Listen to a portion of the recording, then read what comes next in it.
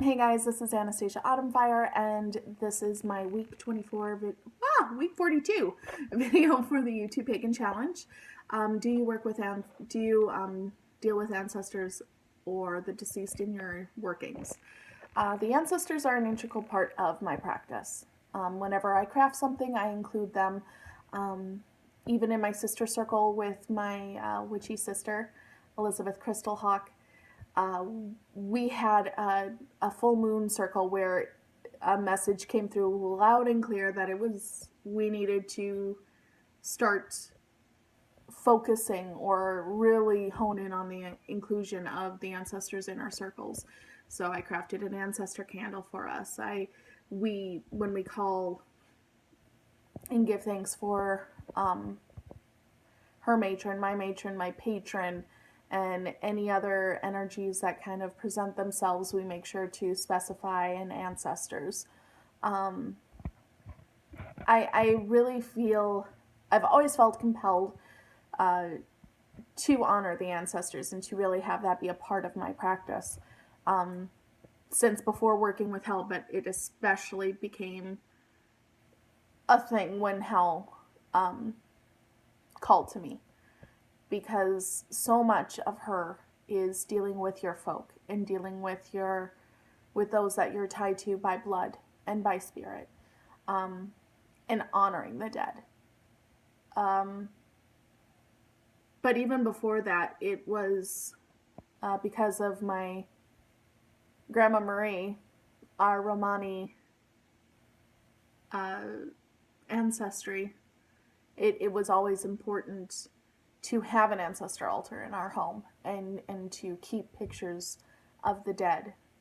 Even to this day, she has her little, the side of her kitchen, and hers was always in the kitchen. It was always in the hearth of the home. It needed to be by the fire. It's always been something, even to me, that has made sense when you are working with the ancestors. It is, when I visualize connection with them, it is always around a bonfire. Fires have always tied me to ancestor energy. Not sure why, just what works. And my grandmother was always the same. If she had pictures of the deceased, they were in the kitchen, because that's where the hearth was, and that's where the home really is. That's where the love, where the nurturing is. And so that's where you honored those that have passed. That was her belief, and it resonated with me, and I've kept it. In many cultures, remembering the dead is such an important thing. I know in Hellenic practice, I can't remember the name of the spirits, but it's said that the household has a spirit, usually of an ancestor, who stays in the house and kind of keeps tabs on the family and helps guide and guard. If someone wishes to curse or hex, then that household spirit is sent out to curse or hex that other person. It's never the person doing the hexing.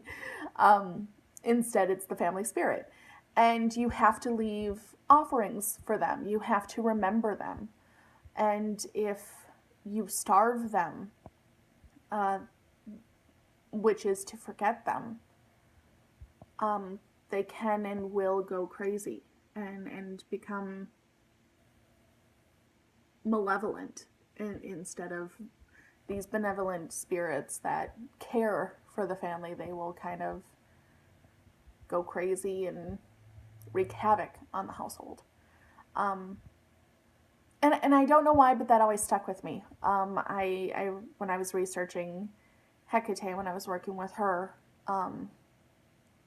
I heard that story and it stuck with me. Really a beautiful image, or I don't know about beautiful image, but a very concise image for how I view remembering the ancestors and how important it is oddly enough in the movie Book of Life. Now, Book of Life deals with Day of the Dead. I don't work with any god, goddess energy, what have you.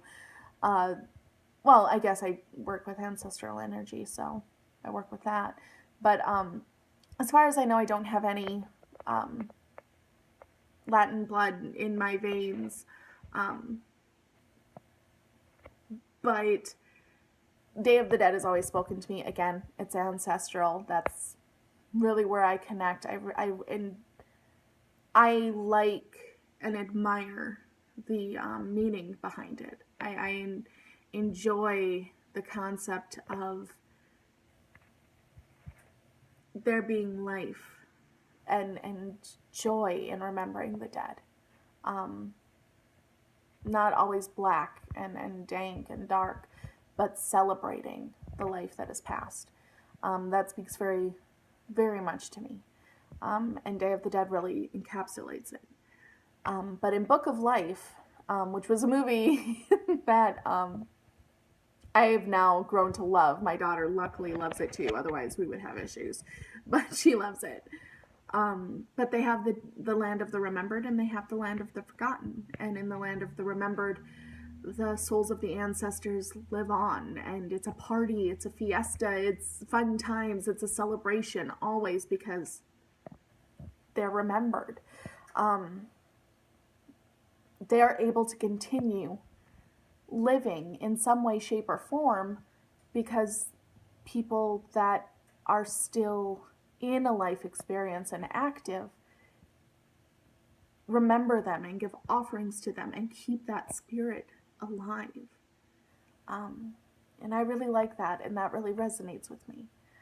However, there's also the land of the forgotten, and that is a land of dark desolation, and in the movie you can see these ancestors turn to ash and just blow away in the wind because there's no one here, no one left behind in a way to remember them. And I think that image is so powerful because I think that's very true with ancestor work.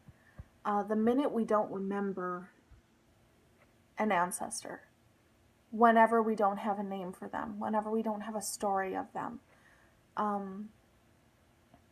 that legacy dies. If there is no afterlife, if there is nothing beyond the veil, if there is no veil, which I realize is ridiculous for me to say. As I'm saying it, I feel like I'm getting hit upside the head for even saying it. But if there is nothing, if my logic brain wins out and when I die it's just darkness, the minute if there's just darkness, if my daughter and whomever else I leave behind is able to continue talking about me and telling silly stories about mom and how she,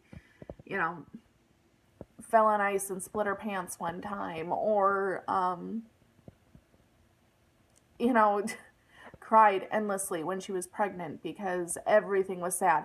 And how that trait didn't stop after she was not pregnant anymore. It's still a thing. I mean, if she can look back and recall this and tell other people, and even just one story, if one story lives on, I live on in some way, shape, or form. May not be the form I hope for, but I do live on. And there's a slight comfort in that. In my greatest fear, there's a bit of comfort in that.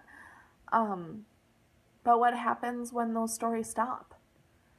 And I think that leads me to why I think ancestral practices and remembrances are so important.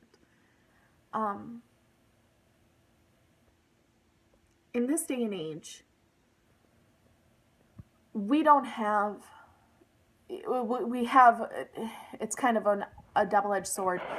I'd say before this day and age, we really, I think, faced a crisis because stories and poetry and songs were not necessarily to remember others. You know, in the ancient days, you had these bards and these poets, and they would go around telling these great stories, these great tales. And I think that's something that is so missed in this day and age.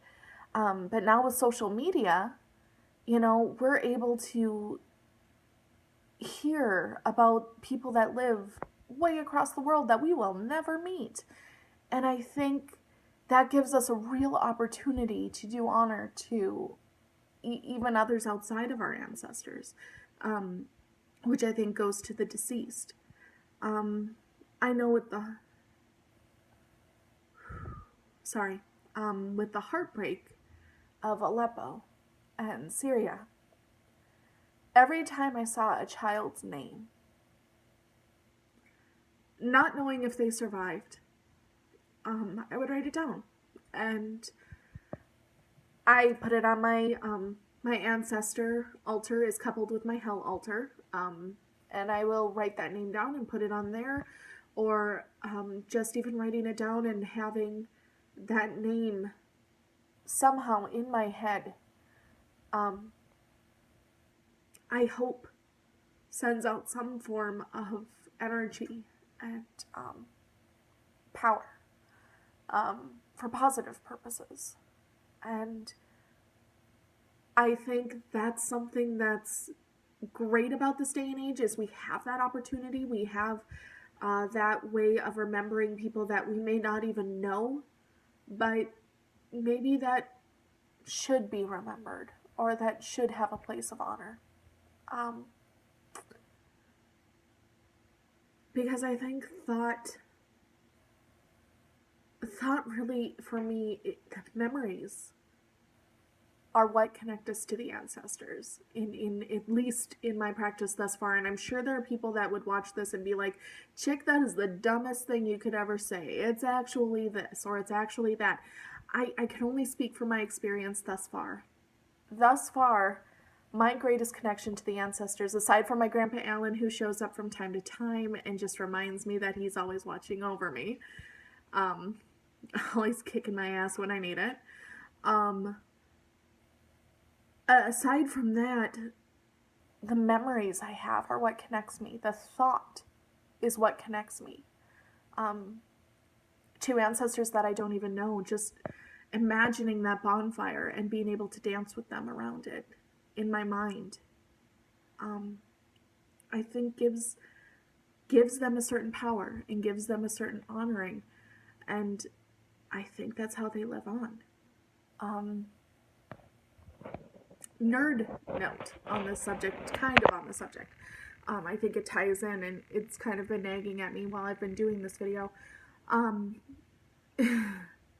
For those of you that watch Doctor Who, David Tennant, when he goes against the Master, and Martha Jones, it's her kind of final big hurrah as his companion. She obviously comes back throughout. Spoiler alert for those of you that may or may not watch it. I loved that her greatest weapon was going around the world and telling the story of the Doctor. And that was what saved the day, were those stories. Traveling, telling these memories, telling these stories, being a bard in every sense of the way. And that at the final hour, that is what saved the Doctor and presumably the world. What was simply everyone thinking or saying aloud his name. Well, saying the Doctor. And in a nutshell, I think that's one of the most powerful things we can do to celebrate the ancestors, is simply tell their stories and keep them alive through memory. So I'm going to leave it there.